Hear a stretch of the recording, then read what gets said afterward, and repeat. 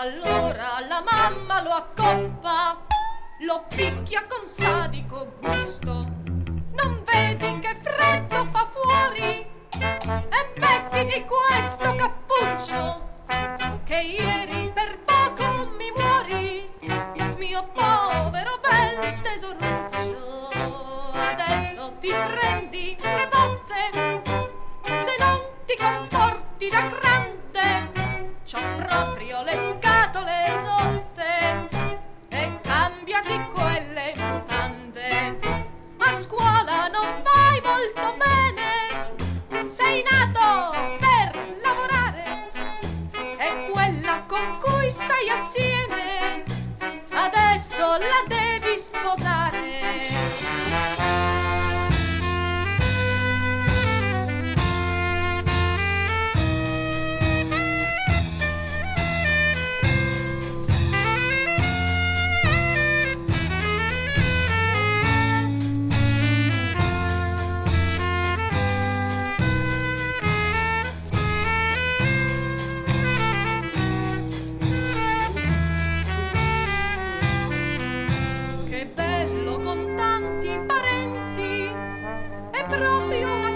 Riuscita, son tutti allegri e contenti, però per lo sbaldo è finita. Adesso sei un uomo sposato, vedrai come allegra la vita. Tua moglie non t'ha mai amato, e tanto tu l'hai già tradita. Osvaldo mio caro, ti porti a tavola sempre il giornale, ma mai che di me te ne importi, brutto maniaco sessuale.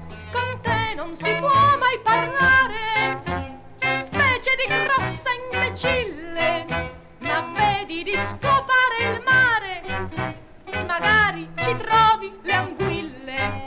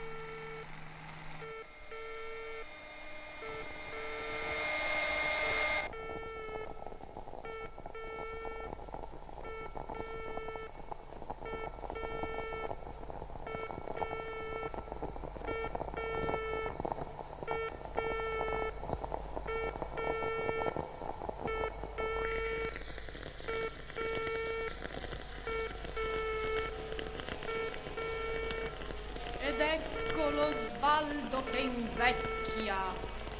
Sta male, non riesce a dormire, ormai ha l'artrite al ginocchio e dice che vuole morire.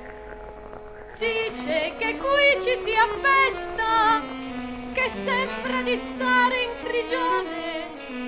Adesso gli gira